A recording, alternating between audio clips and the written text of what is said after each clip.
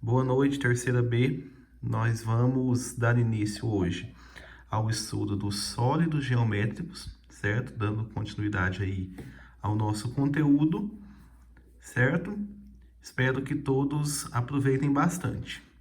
Beleza, os sólidos geométricos são os sólidos que têm 3 dimensões, ou seja, eles vão ser as famosas figuras em 3D. Por exemplo, um cubo. Todo mundo conhece um cubo, sabe o que é um cubo, né? Ele tem lá 3 dimensões, comprimento, largura e profundidade.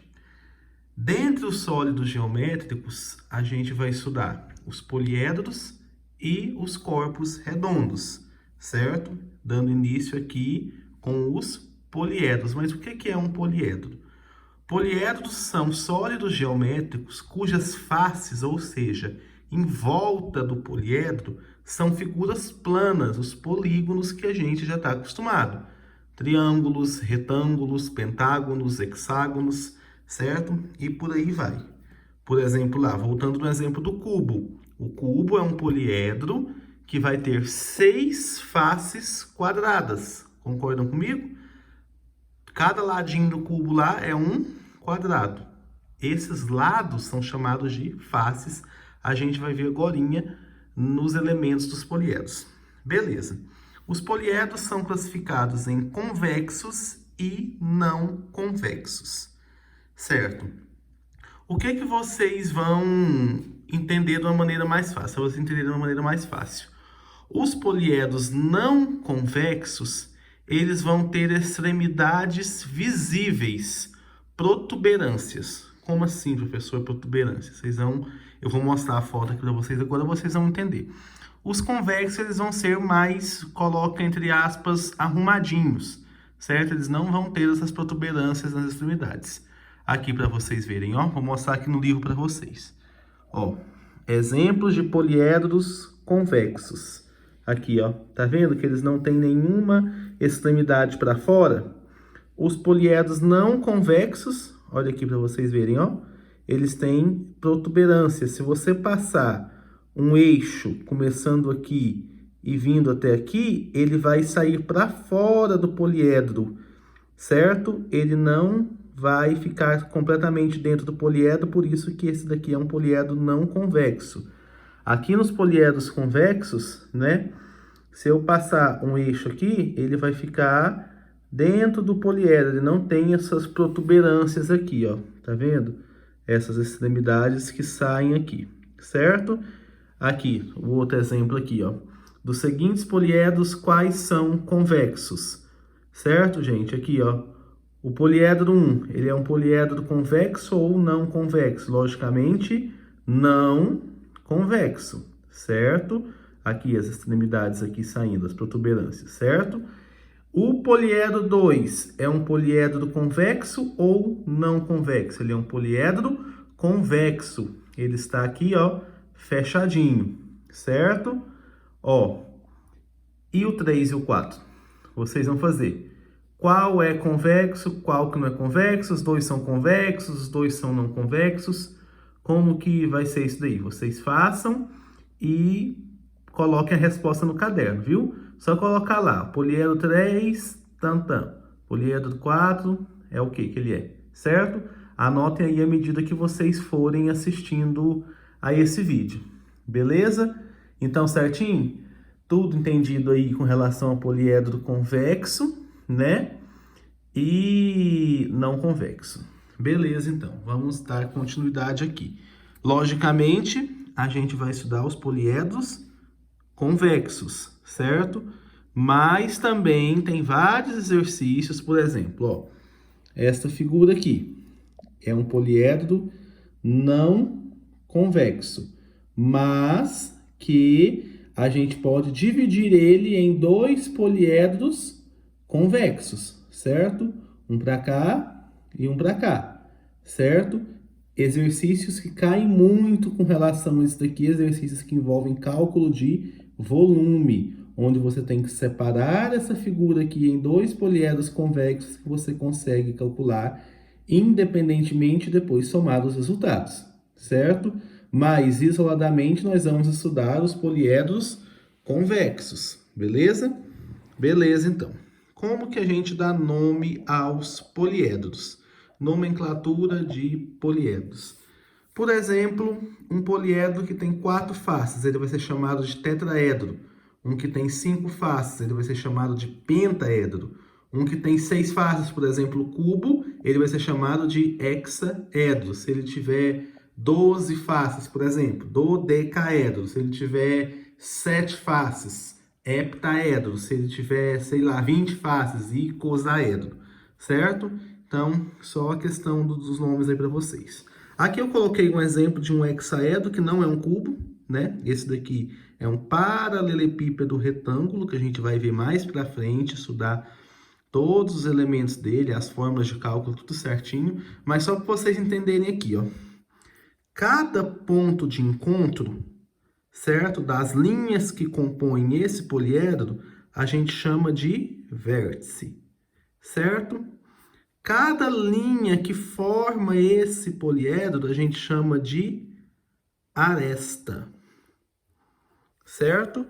E cada face, logicamente a gente chama de face, são os retângulos que vão formar esse poliedro. Beleza, ele tem quantas faces? 6, hexaedro, 6 faces. Uma aqui na frente, uma lá atrás, 2. Uma aqui em cima, 3. Uma aqui embaixo, 4. Uma aqui desse lado, 5. Uma desse lado aqui, 6 no total. Quantos vértices? Basta a gente contar. 1, 2, 3, 4, 5, 6, 7, 8 vértices. E quantas arestas? Bom, arestas, basta você vir aqui contar, mas eu já vou ensinar a forma para vocês. Ó, 1, 2, 3, 4, 5, 6, 7, 8, 9, 10, 11, 12 arestas. 12 arestas que tem o hexaedro. Bom, ele é um poliedro convexo e, sendo ele um poliedro convexo, vale a chamada relação de Euler. V mais F igual a A mais 2. Essa daqui é a chamada relação de Euler. Escreve Euler, certo? V mais F igual a mais 2. V, número de vértices. F, número de faces. A, número de arestas. Beleza, então, vamos conferir? Esse daqui tem quantos vértices? 8 vértices. Quantas faces? 6 faces. Quantas arestas? 12 arestas, mais 2 aqui da fórmula. 8 mais 6, 14. 12 mais 2, 14. 14 igual a 14, verdadeiro, certo? Então, para todo poliedro convexo, vale a relação de Euler. Número de vértices mais número de faces é igual ao número de arestas acrescido de 2. Beleza. Uma coisa que é muito importante vocês saberem é a questão da planificação dos sólidos geométricos. Esse daqui, ó. Logicamente, essa figura lembra para vocês uma caixa, certo? Se vocês abrirem essa caixa, o que que vocês vão ter? Ó, se vocês desmontarem essa caixa, essa face, você vira ela aqui para o lado, ela vira isso. Essa face é essa daqui, certo? Esta face aqui é essa lá de trás. Essa daqui é o fundo da caixa, certo? Essa daqui é a frente da caixa e esse último retângulo aqui é a tampa da caixa. Caso vocês não estejam visualizando isso muito bem, basta vocês pegarem uma caixa de supermercado mesmo e vocês desmontarem ela, para vocês verem que vocês vão ter uma planificação desse jeito aqui. Essa daqui é a forma planificada do sólido geométrico. Eu vou pegar outro exemplo aqui para vocês visualizarem melhor, ó, essa questão de planificação, porque é muito importante. Aqui, por exemplo, ó, em uma fábrica, as caixas que servem como embalagem ficam desmontadas, como na figura a seguir. Represente o sólido cujo formato é o mesmo da caixa montada. Bom, a gente pode perceber o seguinte. Que figura que são essas aqui, gente? Ó? Trapézios. 4 trapézios, ó, 1, 2, 3, 4 trapézios, que logicamente vão ser o entorno da caixa, a lateral da caixa, certo? Esse vai ser o fundo e essa daqui vai ser a tampa. Ou seja, vai ser uma caixa em que a tampa é maior do que o fundo. Vocês estão vendo? Vai lembrar um vaso, ó. A tampa maior do que o fundo, ó, um retângulo, um quadrado aqui maior do que o quadradinho de baixo.